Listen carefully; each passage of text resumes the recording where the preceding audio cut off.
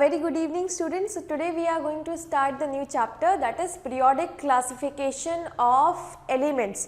पिछले चैप्टर में हमने स्टडी करा कार्बन की एंड उसके कंपाउंड की, एंड इस चैप्टर में हम जितने भी एलिमेंट्स एग्जिस्ट करते हैं नेचर में उन सब का एक प्रॉपर क्लासिफिकेशन सिस्टम देखेंगे.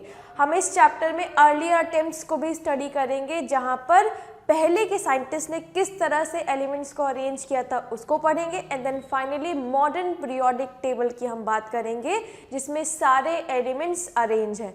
ठीक है, so without wasting much time let's start our chapter. So सबसे पहले हेडिंग है यहाँ पर एलिमेंट. ठीक है, तो what is an element. Element क्या होता है, तो वो कोई भी सब्सटेंस, ठीक है, नेचर में जो कि एक ही टाइप के एटम का बना है. ठीक है, जैसे कि मान लीजिए अगर आप गोल्ड की बात करें तो उसमें केवल गोल्ड के एटम होने चाहिए.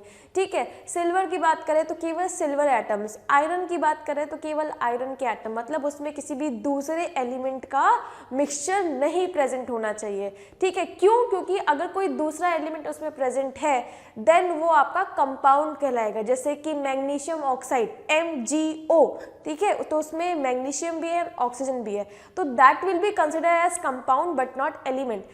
Any element will have only one kind of atoms. ठीक है, जैसे कि आयरन है तो केवल आयरन के एटम्स होंगे. ठीक है, निकल है तो केवल निकल के एटम्स होंगे. देन क्लोरीन है तो केवल क्लोरीन के एटम्स. ठीक है, तो देखिए substance containing atoms of one type only, सिर्फ एक टाइप के अगर एटम है किसी भी सब्सटेंस में तो उसको हम एलिमेंट में कंसिडर करते हैं. ठीक है, एंड यही सारे एलिमेंट्स जब आपस में रिएक्ट करते हैं तो कंपाउंड बनाते हैं. ठीक है, तो देखिए सोडियम, पोटेशियम, फेरिक, फेरिक मतलब आयरन होता है, calcium, magnesium, chlorine etcetera, these all are the examples of element. Why? Because they consist of only one kind of atoms. ठीक है, next there are around 118 elements. अभी तक हमारे जितनी भी डिस्कवरी हुई है उसमें 118 एलिमेंट्स को आइडेंटिफाई किया गया है नेचर में, एंड उसमें भी केवल 92 एलिमेंट्स जो हैं वो नेचुरली अकरिंग है, बाकी रेस्ट जो है वो सारे मैन मेड है. ठीक है, तो 118 एलिमेंट्स अभी तक डिस्कवर किए गए हैं, out of which 92 are naturally occurring, जो कि नेचर में खुद से प्रेजेंट है, एंड बाकी जितने भी हैं वो सारे मैन मेड हैं जिसको हमने खुद से बनाया है. ठीक है, नेक्स्ट देखिए क्लासिफिकेशन का क्या मतलब होता है. क्लासिफिकेशन मतलब किसी भी चीज़ को क्लासिफाई करना बेस्ड ऑन सम प्रॉपर्टीज, है कि नहीं. तो देखिए classification means grouping of elements. यहाँ पर हम क्या कर रहे हैं, 118 एलिमेंट्स हैं. ठीक है, तो जिनकी प्रॉपर्टी सिमिलर होगी उनको एक ग्रुप में डालना, जिनका नेचर जो होगा वो सिमिलर होगा उनको एक पर्टिकुलर ग्रुप में डालना. इसी चीज़ को हम कह रहे हैं क्लासिफिकेशन. ठीक है, तो classification means grouping of elements on the basis of similarities in properties.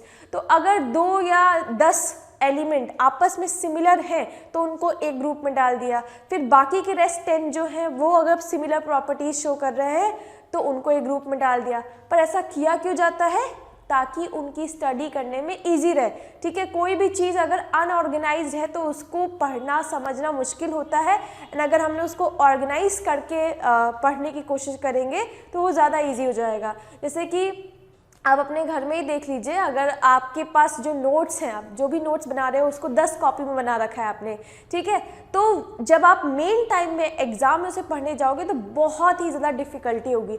लेकिन अगर आपने नोट्स को एक पर्टिकुलर कॉपी में बना रखा है, प्रॉपरली मेंटेन करके रखा है, तब आपको किसी भी तरह की डिफ़िकल्टी नहीं होगी. ईजिली आप नोट्स को पढ़ पाओगे, समझ पाओगे, है कि नहीं. तो सेम कॉन्सेप्ट था साइंटिस्ट का, 118 एलिमेंट्स को उनको स्टडी करना था. ठीक है, तो एक ये वे है कि अनऑर्गेनाइज्ड है उनको ऐसे ही स्टडी करते जाओ, या फिर जो जो सिमिलर हैं उनको एक एक ग्रुप में करते जाओ, ऑर्गेनाइज्ड वे में उनकी स्टडी करो. ठीक है, तो यही एक आपका केवल पर्पज़ होता है क्लासिफिकेशन करने का, to make their study easier.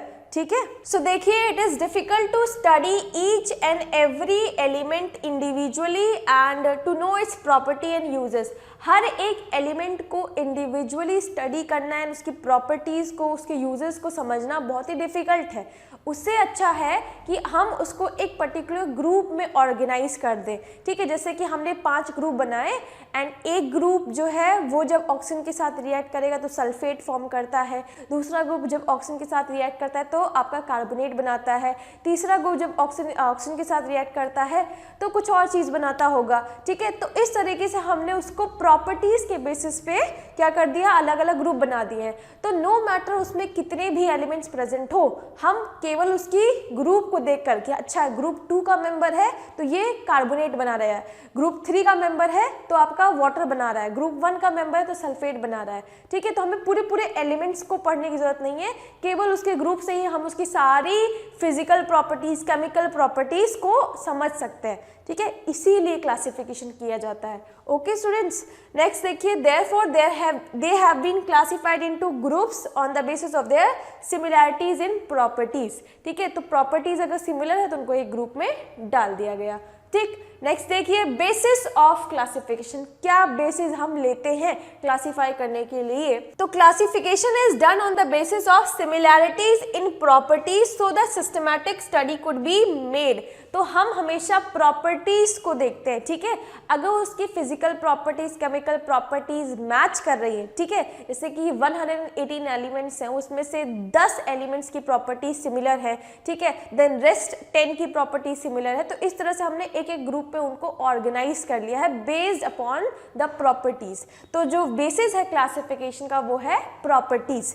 अगर प्रॉपर्टीज सिमिलर है तो उनको एक ग्रुप में डाल दिया जाएगा, ठीक है students. Now next is earlier attempt at classification. तो आज से बहुत साल पहले, that is 80s and 90s के टाइम पर, उस टाइम तो इतने सारे एलिमेंट आपके एग्जिस्ट करते नहीं होंगे, मतलब थे बट डिस्कवर नहीं हुए थे, ठीक है। तो उस टाइम पे किस तरह का क्लासिफिकेशन किया था एंड उस टाइम पे साइंटिस्ट ने क्या प्रॉपर्टीज को लेकर क्लासिफिकेशन किया था, हम अब वही देखने जा रहे हैं, ठीक है। तो मेन 3 आपके इस चैप्टर में आपको पढ़ने हैं। Number 1 Dobereiner law of triads, number 2 Newland law of octaves and number 3 is Mendeleev's periodic classification, ठीक है। तो सबसे पहले बात करते हैं डॉबरेनियर लॉ ऑफ ट्रायड्स की, ठीक है। ट्रायड्स मतलब समझ में आता है 3 एलिमेंट का सेट, ठीक है। तो जब इन्होंने क्लासिफिकेशन स्टार्ट किया था तो उस टाइम पे केवल 30 एलिमेंट्स आपके एग्जिस्ट करते थे, मतलब डिस्कवरी केवल 30 एलिमेंट्स की हुई थी एंड बाकी चल रही थी, ठीक है। तो उन्होंने क्या किया, एलिमेंट्स को ट्रायड्स में अरेंज किया, ठीक है। ट्रायड्स मतलब सेट ऑफ 3, ठीक है। तो देखिए क्या बोला उन्होंने, when the elements are arrange in a group of 3 in increasing order of atomic masses. तो यहाँ पर उन्होंने एलिमेंट्स को ग्रुप ऑफ 3 में अरेंज किया and increasing order of atomic masses में। तो उन्होंने कंक्लूजन क्या ड्रॉ किया, जो मिडल एलिमेंट होता है उस ग्रुप का has the atomic mass and properties रफली the average of the other 2 elements. इनका कहने का मतलब था कि जैसे मान लीजिए sodium, lithium, sodium and potassium का एग्जाम्पल लेते हैं, ठीक है। लिथियम, सोडियम एंड पोटेशियम, इन्होंने कहा कि अगर हम ऐसा ही कोई 3 सेट लेते हैं एलिमेंट का, ठीक है, एंड इसका जो आपका एटॉमिक मास होता है वो है 7, ठीक है, इसका हम अभी पता लगाएंगे एंड के का होता है 39, ठीक है। तो उन्होंने कहा कि जो मिडल एलिमेंट होगा उसका जो एटॉमिक मास होगा वो इन दोनों के एटॉमिक मास का क्या होगा, एवरेज होगा, ठीक है। एंड प्लस जो प्रॉपर्टीज होंगी वो भी इन दोनों से क्या कर रही होंगी, रिजेंबल कर रही होंगी, ठीक। तो ये उनका कहने का मतलब था। तो अब देखते हैं कि क्या इनकी बात सच है कि नहीं। तो बताइए 39 + 7/2 कितना होता है, 7 और 9 कितना होता है, 6, 3 + 1 4, ठीक है। देन 2 से मल्टीप्लाई कर दो, 2 2 जा 4 एंड 2 3 जा 6, 23। एंड अगर आप चाहें तो आप देख सकते हैं इसको नेट पर जाकर, सोडियम का भी एटॉमिक मास आपका 23 होता है। तो ये जो उनकी बात थी वो इस पर्टिकुलर ट्रायड के लिए तो करेक्ट निकली, ठीक है। इस तरह से उन्होंने एक और ट्रायड बनाया जिसमें क्लोरीन लिया, ब्रोमीन लिया एंड आयोडीन लिया, ठीक है। आयोडीन का होता है एटॉमिक मास 80 एंड क्लोरीन का होता है 35.5, ठीक है। तो अब इसका एवरेज निकालोगे तो आएगा 81.25, जो कि एग्जैक्टली ब्रोमीन का होता है, ठीक है। तो अगेन उनकी ये बात सही निकली। नेक्स्ट उन्होंने लिया कैल्शियम, बेरियम एंड स्ट्रोंशियम, ठीक है। स्ट्रोंशियम का होता है 88, कैल्शियम का होता है 40 एंड इनको प्लस कर कर अगर हम एवरेज निकालें तो आएगा 88.5, जो कि एग्जैक्टली बेरियम का एटॉमिक मास होता है। ठीक है, तो ऐसे 3 ट्रायड उन्होंने आइडेंटिफाई किए जहां पर जो उनकी बात थी वो एकदम करेक्ट फिट बैठ रही थी कि अगर हम 3 एलिमेंट का सेट लेते हैं एंड उनके एटॉमिक मास को अगर हम इंक्रीजिंग ऑर्डर में लगाते हैं तो जो बीच वाला एलिमेंट होगा वो एवरेज होगा। ठीक है, एटॉमिक मास उसका एवरेज होगा बाकी के 2 एलिमेंट का, प्लस उसकी प्रॉपर्टीज भी दोनों से रिजेंबल करेंगी। ठीक है, तो ऐसे 3 ही ट्रायड वो आइडेंटिफाई कर पाए, बाकी जो 30 एलिमेंट्स थे, ठीक है, तो उसमें केवल 3 ही एलिमेंट्स को वो आइडेंटिफाई कर पाए, बाकी सारे एलिमेंट्स इस प्रॉपर्टी पे वो फिट नहीं बैठ रहे थे। ठीक है, केवल 3 ही ऐसे सेट वो बना पाए। ठीक है, तो यही उनका लिमिटेशन भी हो गया। ठीक है, तो नेक्स्ट स्लाइड में देखते हैं इम्पॉर्टेंस क्या है। सबसे पहला ये क्लासिफिकेशन सिस्टम था। ठीक है, तो सबसे पहला अगर क्लासिफिकेशन सिस्टम किसी ने दिया है तो इट इज डोब्रेनियर। ठीक है, सो इसकी वजह से काफ़ी सारे साइंटिस्ट को भी एनकरेजमेंट मिला एंड उन्होंने भी और सारी अपनी अपनी अलग अलग क्लासिफिकेशन देना स्टार्ट कर दी। तो ये सबसे पहला क्लासिफिकेशन था एंड जो भी उन्होंने बताया, स्पेशली जो 3 ट्रायड्स उन्होंने बताए उस पर तो फिट बैठ रहा था एंड स्टिल आज भी अगर हम उसे देखें तो वो चीज़ सही है कि नहीं। लिथियम, सोडियम, पोटेशियम एक ही ग्रुप के मेंबर है, उनकी प्रॉपर्टी सेम है। ठीक है, तो वो चीज़ जो उन्होंने बताई है उन 3 ट्रायड्स के लिए वो आज भी फिट बैठती है, तो ये एक इम्पॉर्टेंस है। वो अलग बात है कि केवल वही 3 ट्रायड्स के लिए था, बाकी सारे एलिमेंट्स उसको नहीं शो कर रहे थे। ठीक, so the above classification of elements into triads had a great significance in predicting atomic masses and properties of middle elements। तो जो बीच वाला एलिमेंट्स था उसकी प्रॉपर्टीज क्या रहेंगी, उसका एटॉमिक मास क्या रहेगा, उसमें ये बहुत ही ज़्यादा बेनिफिट करता है। ठीक है, नाउ नेक्स्ट इज लिमिटेशन क्या है। It fail to arrange all then known elements in the form of triads of elements having similar chemical properties. तो जैसा कि मैंने अभी आपको बताया कि केवल 3 ही ट्रायड वो ऐसे आइडेंटिफाई कर पाए जो कि उनकी बात को सेटिस्फाई कर रहे थे, बाकी सारे एलिमेंट्स को वो उसमें फिट नहीं कर पाए। ठीक है, तो ये इसका one of the major limitation है। ठीक, now next is Newlands law of octave. Now Newlands law of octave, अब इनका देखते हैं उन्होंने क्या किया था। Newlands arrange elements in order of increasing atomic mass, क्योंकि ऑब्वियसली जब पहले का देखा उन्होंने, डोब्रेनियर ने भी एटॉमिक मास को लिया था, तो उन्होंने सोचा हम भी क्यों ना एटॉमिक मास ले। ठीक है, तो एटॉमिक मास को ही उन्होंने कंसिडर करके अपनी क्लासिफिकेशन दी थी। नाउ अब देखते हैं कि उन्होंने बताया क्या। It states when elements are arranged in increasing order of atomic mass। अगर हम elements को उसके increasing order में लगाते हैं, the properties of the 8th element are kind of repetition of the first one, just like the notes of music। ठीक है, तभी इसको न्यूलैंड्स लॉ ऑफ ऑक्टेव भी कहा जाता है। क्यों कहा जाता है? क्योंकि ऑक्टेव जो होता है म्यूजिक में आपने सुना ही होगा, ऑक्टेव सा रे गा मा पा धी नी सा। ठीक है, तो इसी तरह से उन्होंने भी देखा कि जो एलिमेंट्स हैं वो भी आपका इस तरह का म्यूजिकल नोट्स पे रिजेम्बलेंस शो कर रहा है। जैसे कि देखिए सा रे गा मा पा धी नी सा, फिर से रिपीट हो गया सा, है कि नहीं। तो जैसे फर्स्ट जो म्यूजिकल नोट होता है वो फिर 8 म्यूजिकल नोट से रिजेंबल करता है। सिमिलरली जो फर्स्ट एलिमेंट होता है वो 8वें एलिमेंट को प्रॉपर्टीज में क्या करता है, रिजेंबलेंस। ठीक है, उनकी प्रॉपर्टीज सेम होती है। ठीक है, तो यही चीज न्यूलैंड्स ने बताई।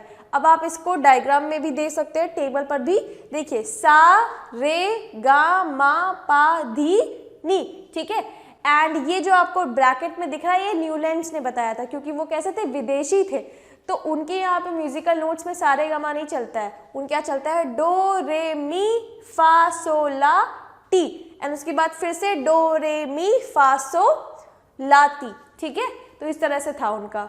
तो उन्होंने जब किया तो उन्होंने ये चीज यूज करी है, हमने अपने लिए बताया है सा रे गा मा पा धी दा नी सा। ठीक है, यहाँ पे ये 8वां एलिमेंट है कि नहीं, तो ये रिपीट होगा। तो देखिए क्या इनकी बात सही है कि नहीं। सो नंबर 1 देखिए, hydrogen, lithium, beryllium, boron, carbon, nitrogen, oxygen, fluorine, sodium magnesium. तो देखो सबसे पहले स्टार्ट करते हैं लिथियम से, ठीक है। ये पहला नोट अगर हम माने, ये पहला है, first, second, third, fourth, fifth, sixth, seventh, eight. तो अकॉर्डिंग टू न्यूलैंड जो पहला एलिमेंट होगा वो 8वें एलिमेंट से रिजेंबल करेगा। एंड ये चीज़ तो हमने डोब्रेनियर में भी देखी थी कि लिथियम सोडियम एक दूसरे को प्रॉपर्टीज में रिजेंबल करते हैं, सिमिलर होते हैं, ठीक है। अब सोडियम को पहला मानकर चले तो देखिए 1 2 3 4 5 6 7 एंड 8 सोडियम एंड पोटेशियम एक दूसरे को प्रॉपर्टीज में रिजेंबल करेंगे, ये भी करेक्ट है। तो आप देख सकते हो लिथियम सोडियम पोटेशियम जो कि डोब्रेनियर ट्रायड में भी एक ट्रायड में प्रेजेंट थे, वो यहाँ पर भी हैं एंड प्रॉपर्टीज में सिमिलर है, ठीक है। तो कहीं ना कहीं इनकी जो बात थी वो सही निकल रही थी। नेक्स्ट देखिए बेरिलियम को, देखिए बेरिलियम को अगर हम नंबर 1 पोजीशन देते हैं तो 1 2 3 4 5 6 7 8 मैग्नीशियम, बेरिलियम एंड मैग्नीशियम भी प्रॉपर्टीज में सेम होते हैं, ये वी ऑल नो दैट, ठीक है। तो मैग्नीशियम को पहला नंबर अगर आप दो तो 1 2 3 4 5 6 7 8, तो मैग्नीशियम एंड कैल्शियम भी आपस में रिजेंबल करते हैं, ठीक है। तो ये भी चीज़ करेक्ट थी, बेरिलियम मैग्नीशियम एंड कैल्शियम भी सिमिलर थे प्रॉपर्टीज में, ठीक है। अब गड़बड़ कहाँ हुई, गड़बड़ ये हुई कि ये चीज़ कैल्शियम तक तो ठीक जा रही थी, बट कैल्शियम के बाद उनकी जो बात थी वो अब सही नहीं निकल रही थी। कैल्शियम के बाद जो भी एलिमेंट्स थे वो प्रॉपर्टीज में सिमिलर नहीं थे। जैसे कि आप देख सकते हैं ना, कोबाल्ट एंड निकल, एंड इसको रखा गया है ब्रोमीन एंड क्लोरीन के साथ। तो कोबाल्ट एंड निकल जो है वो आपके मेटल्स हैं, bromine is a non metal, ठीक है। Cobalt and nickel and bromine में ज़मीन आसमान का फ़र्क है, क्लोरीन में भी ज़मीन आसमान का फ़र्क है। तो ये चीज़ जो थी वो केवल कैल्शियम तक ही सही बैठी थी, उसके बाद से गलत हो गई थी, ठीक। तो यही उनका लिमिटेशन भी हुआ था। तो देखिए it is clear from the about table, lithium sodium potassium resemble each other, correct है। Beryllium magnesium calcium resemble in properties, that is every 8 element resembles the first element. तो ये बात जो उनकी थी वो सही रही केवल कैल्शियम तक, ठीक। सो देखो पीरियोडिसिटी ऑफ प्रॉपर्टीज क्या होता है, लिमिटेशन से पहले हम बात करते हैं पीरियोडिसिटी की। आप देख रहे होंगे कि हर पहला एलिमेंट 8वें एलिमेंट को रिजेंबल कर रहा है। सिमिलरली उन्होंने भी कहा, डोब्रेनियर ने भी, कि जो पहला और दूसरा एलिमेंट होगा एक ट्रायड में, सॉरी पहला और तीसरा एलिमेंट होगा ट्रायड में, वो बीच के मेंबर को अपनी प्रॉपर्टीज में क्या होगा, रिजेंबल करेगा, ठीक है। तो ये जो आप पीरियोडिसिटी देखते हो, ठीक है, मतलब सिमिलैरिटीज देखते हो एक पर्टिकुलर टाइम ट्रेवल इंटरवल के बाद, ठीक है, इसी को हम कहते हैं पीरियोडिसिटी ऑफ प्रॉपर्टीज।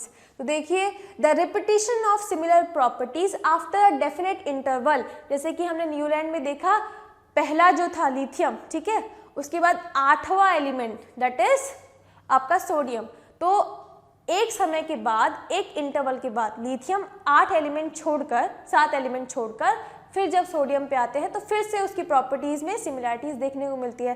फिर हमने सोडियम पर आए, फिर हमने 7 एलिमेंट छोड़े, तो फिर जब हम वापस से पोटेशियम पर आए तो फिर से सोडियम एंड पोटेशियम की प्रॉपर्टीज में सिमिलैरिटीज देखने को मिली, ठीक है। तो इसी रिपीटिशन ऑफ प्रॉपर्टीज को ही कहा जाता है पीरियोडिसिटी ऑफ द प्रॉपर्टीज। तो देखिए the repetition of similar properties after a definite interval is called as periodicity in the properties. It is called periodic. The elements are arranged on the basis of their atomic mass and also on the basis of chemical property.